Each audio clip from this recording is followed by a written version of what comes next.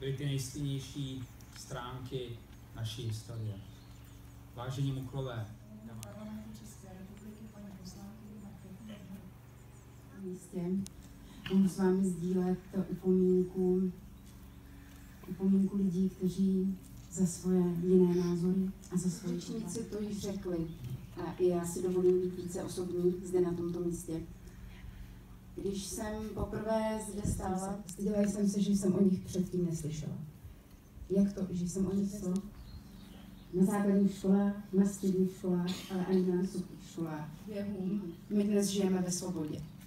A já bych si moc přála, aby vaše příběhy přešly do škol, aby o nich bylo více informováno, protože ve mně to vzbudilo obrovskou pokoru, ale také strach. Děkuji moc.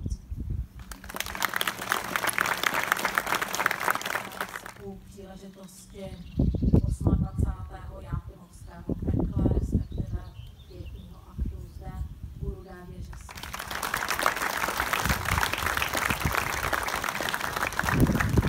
Zákonem o nápravě morálních a materiálních křivd každým rozhodnutím.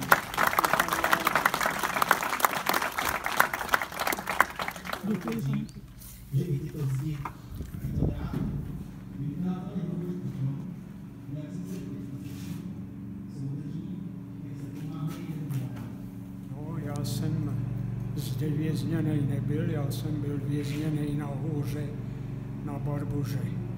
Jo. Tak tohle to znám tady jenom z vyprávění.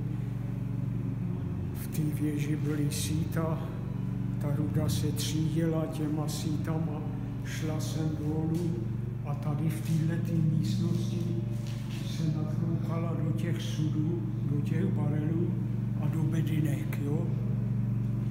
A odtud na rampu a do vagónu a do Ruska dva, tři vlaky šly stejně.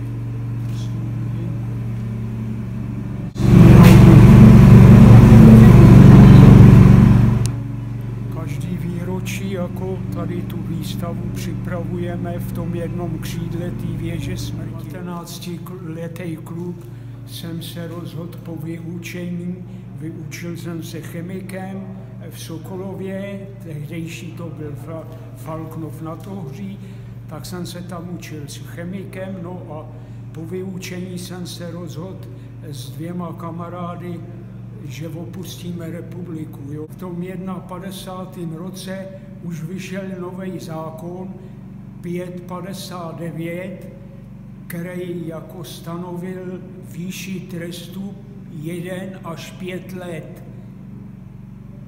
Jo. Dostal jsem 14 měsíců, který jsem tady otváral. Tak v první řadě to bylo, že nám zakázali jezdit nahoru do Krušných hor, kde jsme měli zabraný baráček, takovej prázdnej, a tam jsme jezdili v zimě na lyže a v létě na takový jako ozdravnej pobyt. A další důvod byl, měli jsme v učňovském středisku nějakého pana Šilhánka, on to byl národní socialista a zakázali mu vstup do brány a propustili ho, nesměl už nás jako vyučovat, byl to i náš učitel ve škole, jo. To byl další důvod. No a pak jsem měl taky už s nima ve škole jako konflikt, když nás hnali na nějakou manifestaci a dávali mému kamarádovi nést nějaký transparent a já jsem řekl, Honzo, nenes to, a třídní učitel mě nahlásil na závodě, no a tam jsem měl potíže, že mě chtěli propustit a tak dále, jo.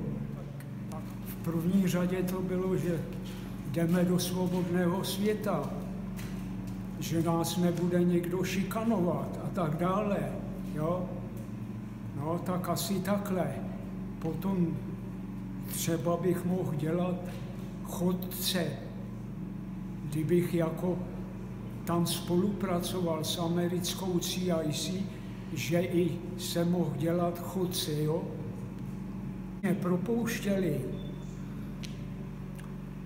Nedělal na mě ten úředník žádný nátlak, jestli bych s něma nechtěl podepsat spolupráci. Já jsem odmít, tím, že jsem odmít, tak jsem musel jít buď na rok do šachty, anebo do hutí. Tak jsem si vybral tu šachtu. Jelikož jsem z Příbramska, po propuštění jsem nastoupil na jednu šachtu na Příbramsku, jo, kde jsem odpracoval rok. Po roce jsem scháněl místo, tak jsem si našel místo chemika v Kovohutích Příbram. Tam jsem byl 3 měsíce a dostal jsem předvolání na vojenskou správu, jelikož jsem musel nastoupit vojenskou službu. Tak jsem si myslel, že půjdu PTPáku, bohužel se nestalo a byl jsem zařazený k želnění brigádě do Litoměřic, kde jsem odsloužil 2 roky. Po té vojně jsem si našel místo u západočeského rudného průzkumu, protože jsem byl doma sledovaný ve vsi a to byl takový cikánský život, takže jsem se jako komunistům ztratil z dohledu, ale stejně jsem byl pořád jako sledovaný. A leták, ten jsem nechal rozmnožit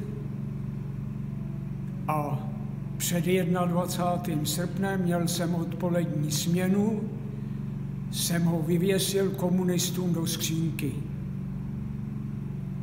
No, byl to velký poprask a tak dále, oni mě měli v merku, byli tam 2 udavači takový na závodě a ty mě měli v merku, no a tak asi po 2 měsících na mě uhodili, odvezli mě estébáci do Příbramy, tam mi vzali otisky prstů a tak dále.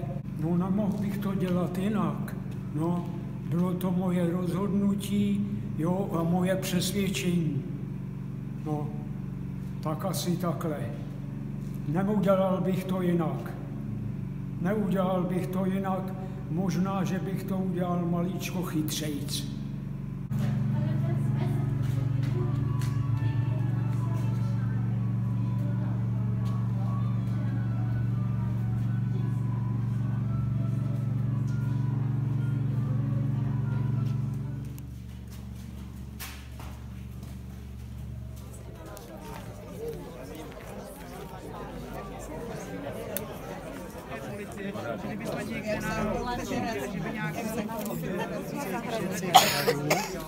Ale on loupil za bílou, akorát já nevím. Můžeš, já když mluvím, to mě úplně rozhodíš, to já nevím, v tom okamžiku může si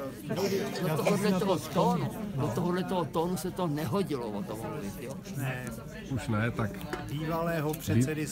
bývalého předsedy Senátu, pana Sobotky, na dotaz, zda zákaz kouření v hospodách není v podstatě začátek nové totality.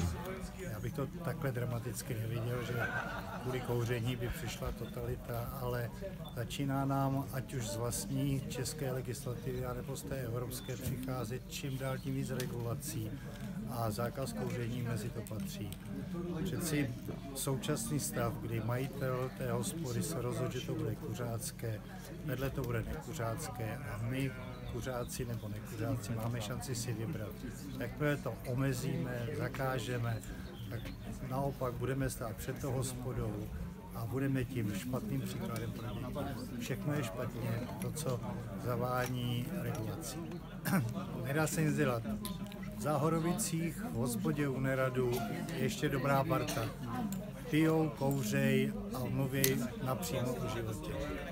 A to je také důvod, proč je zdravím a hlavně užívejte si a nenechte se vyprávět. Někde zase setkáme. No, dálí nám Pámu zdraví. Musí. Ježiš, já jsem teďka, kdyby mě včely uletěly, ale jsou po operaci srdce, takže... Já jsem v neděli, mě tahali z kolena vodu. Jasně. Preto schodím.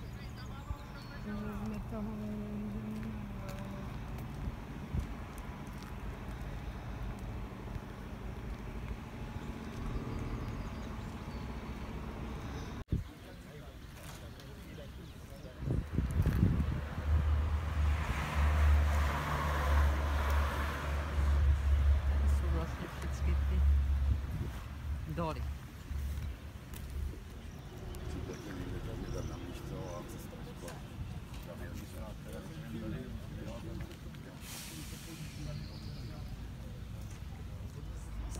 S cigárou v ruce. Ještě, tak. Jsi náročný. Tak můžu? Jo.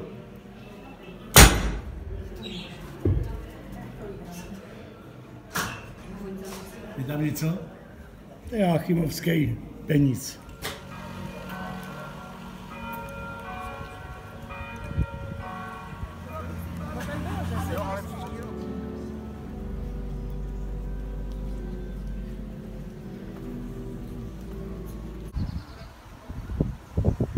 Dnes jsme sem za hnutí Řád národa přišli uctít památku všech politických vězňů, kteří zde byli bezdůvodně týráni a umučeni k smrti.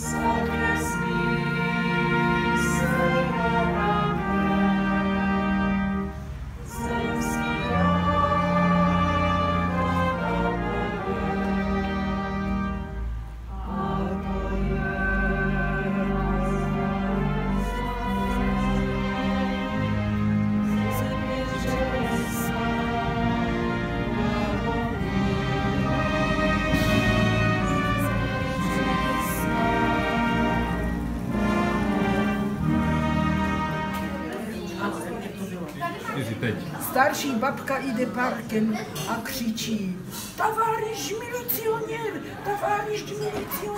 меня iznasilnili.